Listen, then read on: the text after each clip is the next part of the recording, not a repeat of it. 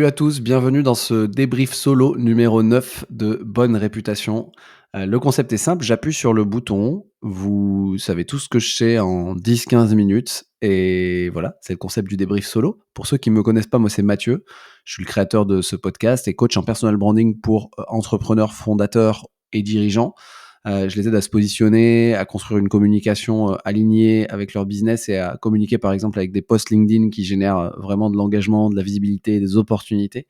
Et l'idée, c'est que tout le monde a les mêmes problèmes dans mes accompagnements en tout cas. Je passe ma vie à me répéter et donc l'idée de ce petit débrief, c'est de partager ici de manière concrète et efficace ce que je répète tout le temps. Et c'est parti pour un débrief sur un gros sujet. J'ai fait des posts à plus de 200 000 vues sur ce sujet-là, donc je sais qu'il intéresse du monde.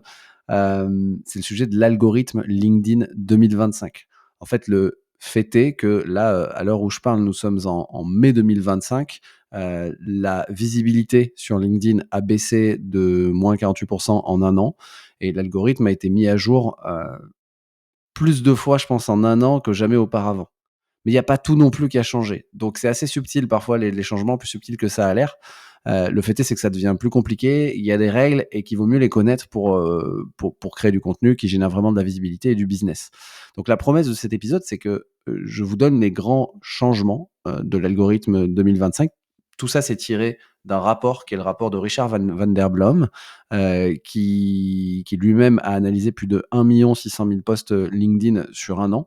Et donc, voilà, c'est des tendances que je vais vous donner, toujours à prendre avec des pincettes, mais des tendances macro qui sont quand même tirées de données très, très poussées. Je vais aussi vous donner les fondamentaux LinkedIn qui ne changent pas, parce qu'il ne faut pas se laisser aveugler par tout ce qui change. Il y a beaucoup de choses qui ne changent pas. L'objectif de tout ça, c'est juste de vous aider à continuer à être visible ou de devenir visible. Et donc, on va parler de plusieurs choses. Un, les grands changements de l'algorithme LinkedIn en 2025. Faire un petit focus sur les formats des posts gagnants et perdants en visibilité. Les tactiques gagnantes, parce que ça, c'est vraiment le cœur des petites choses qui changent et qu'il faut mettre en place. Les fondamentaux qui ne changent pas. Et quelques choses à garder en tête, quelques trucs à garder en tête. C'est parti, je vais tout faire en une traite, hein, donc si je fourche, si je fais des choses que vous ne comprenez pas, voilà, je vais essayer d'être le plus clair possible et je prends tous les feedbacks bien sûr en commentaire ici sur YouTube ou dans mon podcast ou sur LinkedIn. Heu, les grands changements, je vais partir des grandes tendances macro. Déjà, sur LinkedIn, il y a une baisse des impressions qui est générale, moins 48%. Ça, c'est macro, c'est pour tout le monde, c'est pour les plus d'1 milliard d'utilisateurs LinkedIn dans le monde. Heu, pour 95% des créateurs, heu, la portée a diminué de moins 48%, mais pour 5%, la portée a pas diminué. Ce qui prouve qu'il y en a aussi qui tirent leur épingle du jeu en s'adaptant aux nouvelles règles. Quand il y a une baisse générale, généralement, il y en a toujours qui tirent leur épingle du jeu parce qu'il y a des choses qui ont changé. Ça, c'est la visibilité. L'engagement aussi, c'est-à-dire les commentaires, les likes, quand vous postez, le nombre d'engagements que vous recevez a baissé aussi de moins 25%. Et la croissance des abonnés, parce que ça, c'est un truc important aussi. Sur LinkedIn, on a une audience, on a des abonnés. La croissance des abonnés a aussi baissé de 41%. Donc, c'est beaucoup plus dur avec le même contenu. Ce que ça veut dire, c'est qu'avec un même contenu, entre 2024 et 2025, il est 2 fois moins vu, il y a 25% de moins d'engagement et il génère 41% de moins d'abonnés pour un même contenu posté sur 2 années différentes. C'est ça que ça veut dire. OK. Il y a des grandes tendances aussi à comprendre. C'est qu'il y a de plus en plus de concurrents sur LinkedIn en termes de création de contenu. Le nombre d'utilisateurs actifs, le nombre d'utilisateurs total augmente, pardon. Donc on est 1,07 milliard de membres sur Terre à être sur LinkedIn. Donc ça fait beaucoup de monde. Un être humain sur 8 est sur LinkedIn. Mais il y a de plus de concurrence, c'est-à-dire que le pourcentage de créateurs de contenu, donc de personnes qui font au moins un post par semaine, il est passé de 1,1% à 1,4%. Ça veut dire deux choses. Ça veut dire qu'il y a 25% de créateurs de contenu qui font au moins un post par semaine en plus. Donc c'est énorme, c'est une grosse augmentation de concurrence, mais ça veut dire qu'au global, c'est toujours que 1,4%. Donc il y a toujours de la place sur LinkedIn. Il y a un truc qui est plutôt encourageant, c'est que le nombre de consommateurs actifs augmente. C'est-à-dire les gens qui lisent le contenu, mais pas que, qui interagissent en commentaire, qui like avec le post. Ceux-là, ils sont passés de 23% à 26%. Donc, il y a plus de gens qui sont actifs. Et ils consomment de manière active. et le nombre de consommateurs passifs, c'est-à-dire les silencieux, ceux qui lisent mais qui ne like ni ne commentent pas, qui interagissent pas, ils sont en baisse de 57% à 53%. Donc, à tirer de tout ça, c'est qu'au niveau macro, il y a toujours une grande majorité de consommateurs passifs ou actifs, mais en tout cas qui ne publient pas de contenu. Le fil LinkedIn, le fil d'actualité, le feed a changé, puisque, sur les dernières années, sur les 4 dernières années, la place, des posts, organiques, c'est-à-dire quand vous postez, c'est du contenu organique, du contenu gratuit. La place de ces posts-là de la part souvent fait par des créateurs dans le feed a baissé, pour laisser place à d'autres éléments, les contenus sponsorisés, les publications suggérées par LinkedIn, parce que maintenant LinkedIn a intégré l'IA et donc, il y a beaucoup de suggestions de publications et aussi les multiples de publications de mêmes utilisateurs. C'est-à-dire que LinkedIn, parfois, il choisit un utilisateur et il met plusieurs de ses posts dans votre feed. Et donc ça laisse peu de place à la découvrabilité, ça laisse plus, enfin, c'est plus de concurrence pour quand vous postez pour apparaître dans le feed de quelqu'un. Le contenu organique des pages entreprises, c'est-à-dire quand vous postez avec une page entreprise, celui-là, il a presque disparu. Donc c'est super dur pour les pages entreprises d'émerger. C'est vraiment les profils de personnes sur lesquels il faut miser pour avancer. Un petit débrief aussi sur l'usage. Aujourd'hui, c'est 72%, enfin en 2025, 72% mobile, 28% ordinateur. Ça a son importance parce que l'affichage sur mobile, il est plus petit, les visuels sont plus petits, les photos de profil sont plus petites et surtout l'accroche, c'est que 2 lignes. Donc ça a son importance. Et juste si on prend un petit peu la granularité de mobile versus ordinateur, je vais y arriver. Globalement, les sessions sont de plus en plus courtes et les gens scrollent de plus en plus vite. Je m'explique. Sur mobile, une session, elle dure en moyenne 1 minute 27 secondes. Donc, c'est 12 secondes de moins qu'en 2024. Et sur ordi, c'est en moyenne 2 minutes 42 par session, 20 secondes de moins en 2024. En revanche, donc les sessions, elles se sont raccourcies. Mais sur mobile, en 1 minute 27, les gens voient 18 posts en moyenne. Sur ordinateur, en 2 minutes 42, les gens voient 12 posts en moyenne.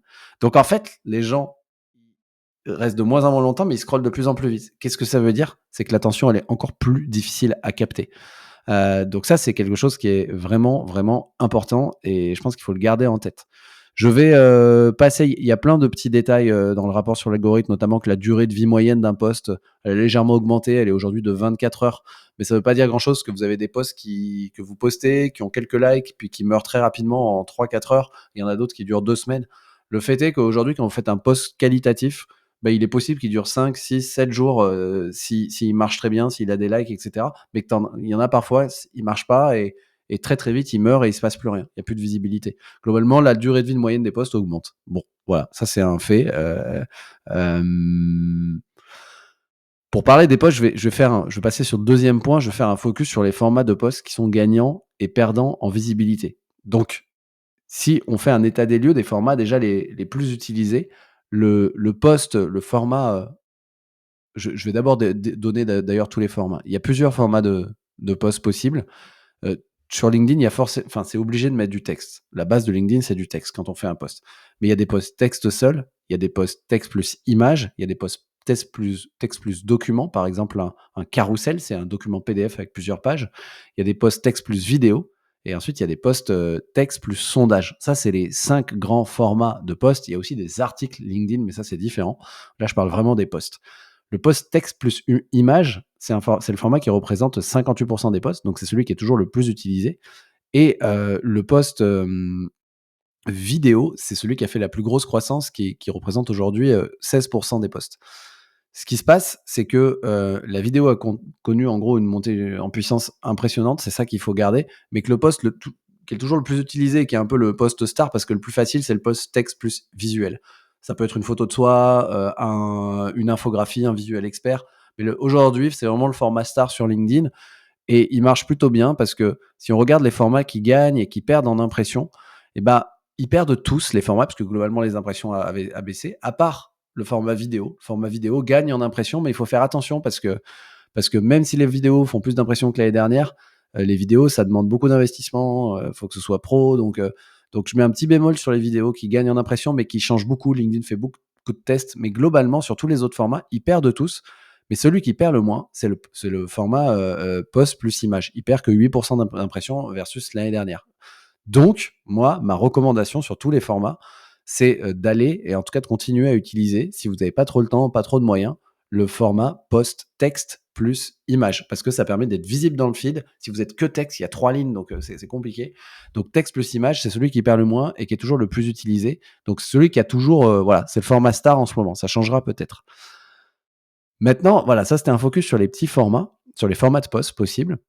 Et les formats gagnants et perdants. Ouais, je peux vous donner aussi celui qui j'ai les chiffres, les formats les plus perdants. Ouais, le sondage, c'est le format, il perd 27 de reach. Ouais, ça perd beaucoup les sondages.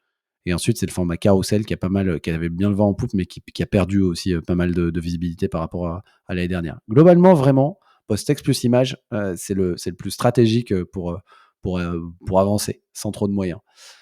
Maintenant, il y a, quelques tactiques à mettre en place par rapport aux dernières données sur l'algorithme. Je vais parler d'abord des types d'engagement et leur poids.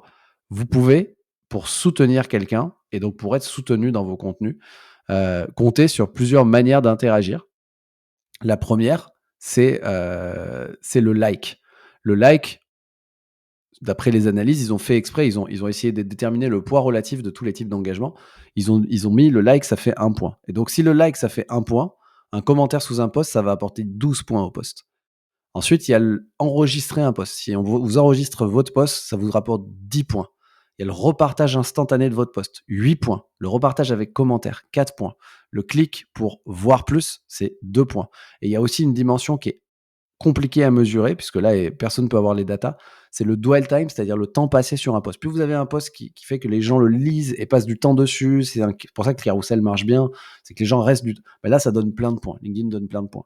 Donc voilà, il y a un truc qui est intéressant, c'est que le mieux, si vous voulez soutenir quelqu'un, vous pouvez commenter ou enregistrer son post, c'est respectivement 12 et 10 points. Ça, c'est intéressant. Et un truc qui est intéressant aussi, c'est quand vous soutenez quelqu'un, quand vous likez, bah, en fait, ça vous donne de la visibilité parce qu'en fait, vous allez, apparaître dans le feed, des autres gens comme quoi vous avez liké, le post et donc le fait de liker un post donne de la visibilité à celui qui like aussi. Ça donne 12 fois plus d'ailleurs de visibilité à vous quand vous likez un post qu'au post en lui-même. Parce que vous allez apparaître dans le feed de plein de gens comme quoi vous avez liké ce post. Donc à la fois, il faut faire attention à quoi vous likez parce que ça va se voir, les gens vont le voir, ça va leur montrer le post plus le fait que ce soit vous qui l'avez liké. Mais à la fois, il faut se dire que quand vous likez, c'est une petite action qui donne que 1 point à un post, mais vous, ça vous donne 12 fois cette visibilité-là. Le fait de commenter, ça donne 12 points à un post, vous, ça vous donne à peu près la même chose. Donc c'est gagnant-gagnant là en visibilité, le fait de commenter. Donc voilà, c'est jamais gratuit. Le fait de soutenir, on donne et on reçoit en même temps et donc c'est comme ça que ça marche. Les meilleurs jours et heures pour poster. Là, les stats sont assez, enfin, il y a des stats, mais je pense que ça va assez avec la vie des gens, en fait. C'est que les meilleurs jours pour poster, c'est mardi et jeudi et les meilleurs créneaux, c'est 8h-10h, 12h-14h, 17h-19h. Je mets un petit bémol là-dessus parce qu'il vaut mieux poster quand on a le temps d'être actif sur LinkedIn et donc le meilleur moment, c'est votre moment où vous avez, une demi-heure, 1 heure devant vous. Mais après, c'est assez logique, je pense que ce soit le mardi et le jeudi. Le lundi, c'est le premier jour de la semaine, tout le monde est à la bourre, tout le monde est à fond. Le mardi et le jeudi, c'est le jour où on est au travail, mais c'est pas le mercredi des jours des enfants. Enfin donc ça a plutôt du sens et le vendredi, tout le monde part en week-end donc mardi et jeudi, ça a plutôt du sens finalement et voilà, je retiens moi que c'est plutôt, soit tôt le matin, soit en fin d'après-midi sur les créneaux où les gens, partent, enfin vont au travail ou rentrent du travail. Quelle est la bonne stratégie avec les commentaires? Parce qu'on sait qu'il faut commenter et que ça prend du temps. Alors, le rapport nous dit que les commentaires qui viennent d'un pod, donc de groupe de commentaires automatisés ou d'AI d'intelligence artificielle sont vraiment pénalisés. LinkedIn, il pénalise, les commentaires sans intérêt en fait, qui disent juste: «Super, bravo», mais il pénalise aussi, les commentaires, qui sont hyper sharpés, hyper, avec plein d'émojis, ceux dont on voit qu'ils sont faits par une IA.